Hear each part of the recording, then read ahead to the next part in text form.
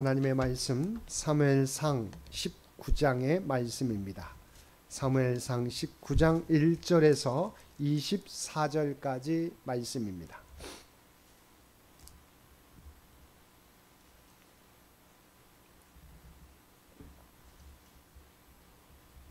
사무엘상 19장 1절에서 24절까지 우리 주신 말씀 한 절씩 교독합니다.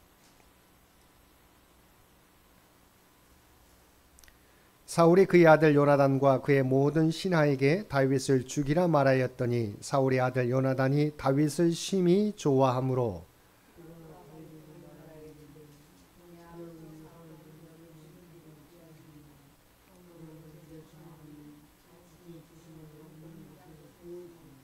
내가 나가서 내가 있는 들에서 내 아버지 곁에 서서 내 일을 내 아버지와 말하다가 무엇을 보면 내게 알려주리라 하고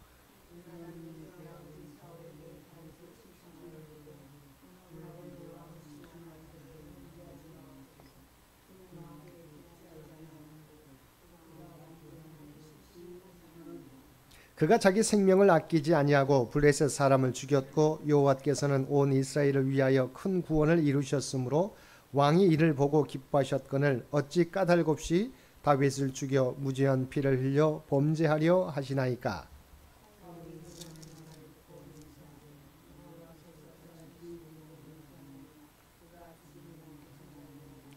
요나단이 다윗을 불러 그 모든 일을 그에게 알리고 요나단이 그를 사울에게로 인도하니 그가 사울 앞에 전과 같이 있었더라.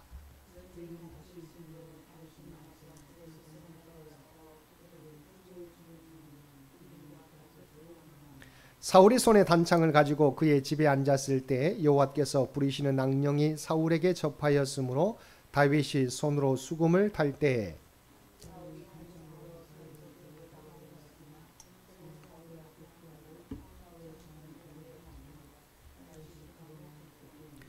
사울이 전령들을 다윗의 집에 보내어 그를 지키다가 아침에 그를 죽이게 하려 한지라.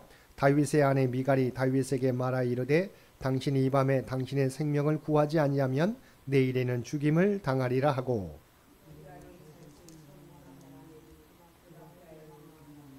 미갈이 우상을 가져다가 침상에 누이고 염소 털로 엮은 것을 그 머리에 씌우고 의복으로 그것을 덮었더니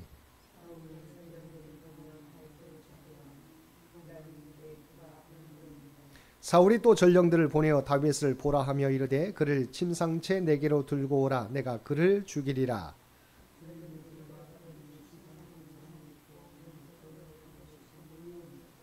사울이 미갈에게 이르되 너는 어찌하여 이처럼 나를 속여 내 대적을 놓아 피하게 하였느냐.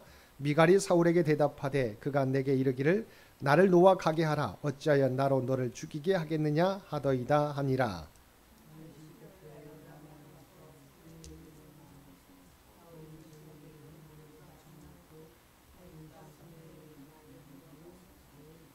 어떤 사람이 사울에게 전하여 이르되 다윗이 라마 나요스에 있더이다 하매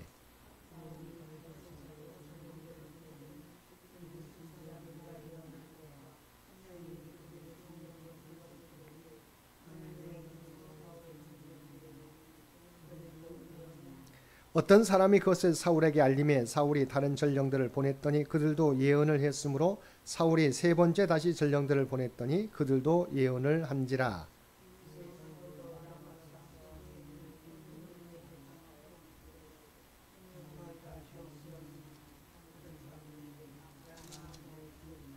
사울이 라마 나요스로 가니라.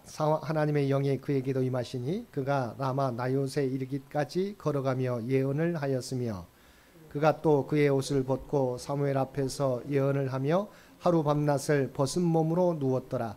그러므로 속담에 이르기를 사울도 선지자 중에 있느냐 하니라. 아멘.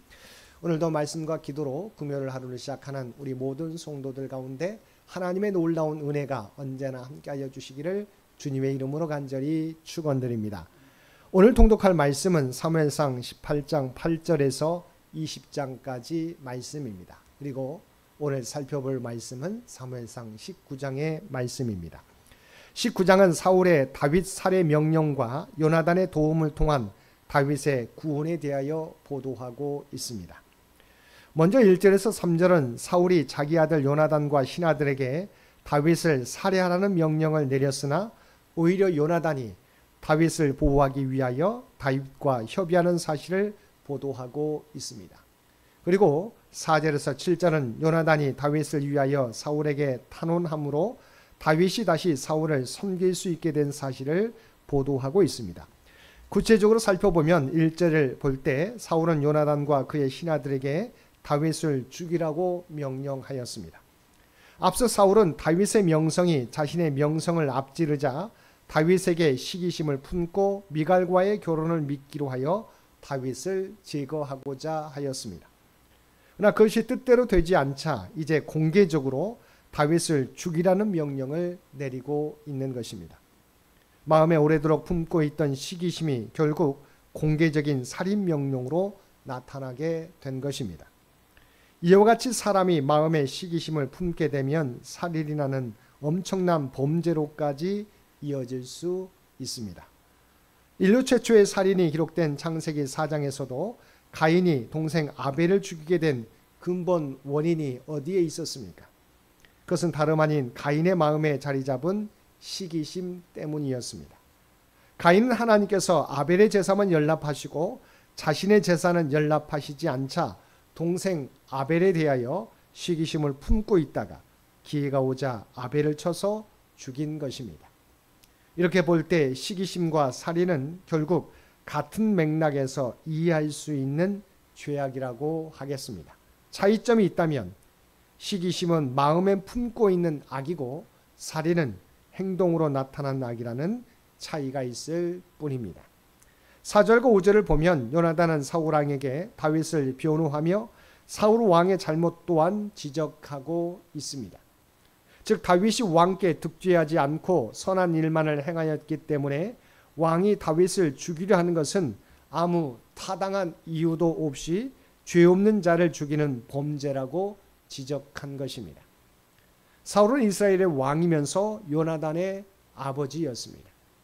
왕과 같은 높은 지위에 있는 사람의 잘못을 지적하는 데에는 상당한 용기가 필요합니다. 더구나 아버지의 잘못을 지적하는 데에는 또 다른 종류의 용기가 필요합니다. 아무리 상관의 잘못을 용기 있게 지적할 수 있는 자일지라도 부모의 잘못을 지적하기란 쉽지 않습니다. 그러나 이러한 요나단의 말 속에는 1차적으로 다윗을 보호하려는 의도가 담겨 있지만 아버지 사울이 무고히 피 흘리는 범죄를 범해서는 안 된다는 염려 또한 포함되어 있습니다. 바로 아버지 사울이 범죄하는 것을 막고자 하는 아들로서의 뜨거운 사랑이 있었던 것입니다.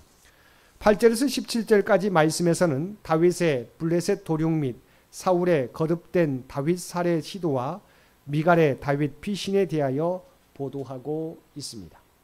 8절은 다시 블레셋과의 전쟁이 일어나자 다윗이 나가 크게 도륙하고 승리한 사건을 보도하고 있습니다. 그리고 9절과 10절은 악령에 접한 사울이 수금 타는 다윗에게 단창을 던져 죽이려 하였으나 다윗이 피함으로 실패한 사실을 보도하고 있습니다.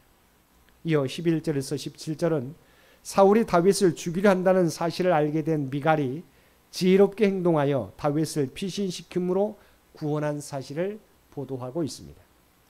우리는 이러한 본문에서 자신의 최후를 예견이라도 하듯이 단말마적 행위를 일삼는 사울의 완악한 모습을 보게 됩니다. 그리고 그럴수록 더욱 다윗의 의연함과 신앙적 모습이 두드러짐을 볼 수 있습니다. 이러한 차이는 하나님이 함께 하시는 자와 그렇지 못한 사람의 결과를 보여주는 것임과 동시에 사울의 왕권이 다윗에게로 넘어갈 수밖에 없음을 보여주는 모습이라고 할 수 있습니다. 9절과 10절에서 우리는 또 하나의 영적 교훈을 얻을 수 있습니다. 그것은 죄를 회개하지 않을 때 악령이 더욱 강하게 역사한다는 사실입니다. 우리가 알고 있는 바와 같이 사울의 하나님께 대한 불신앙과 다윗에 대한 증오심은 악령이 역사할 틈을 주었습니다.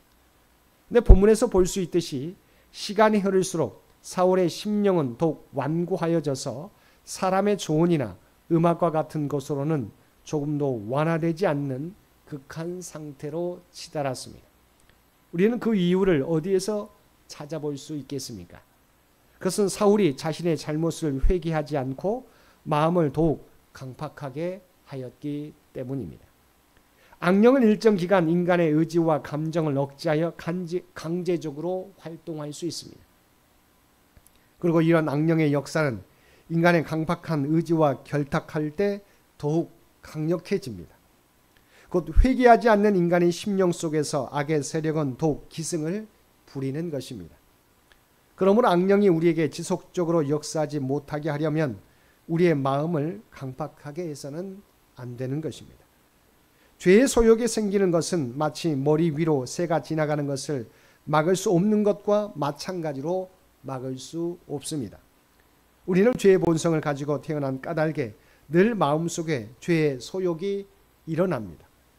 그것은 우리가 예수 그리스도를 믿고 거듭났다고 해도 달라지지 않습니다. 왜냐하면 거듭난 성도라도 완전히 새로운 존재로 변화된 것은 아니기 때문입니다. 우리가 죄의 소욕으로부터 자유롭게 되는 것은 우리가 완전히 새롭게 되는 천국에서나 하나님 나라에서나 가능한 일입니다. 그러므로 성도라 할지라도 죄의 소욕이 일어나는 것은 불가피한 일입니다. 그러나 머리 위로 새가 날아가는 것은 막을 수 없으나 머리 위에 새가 둥지를 트는 것은 막아야 하는 것입니다.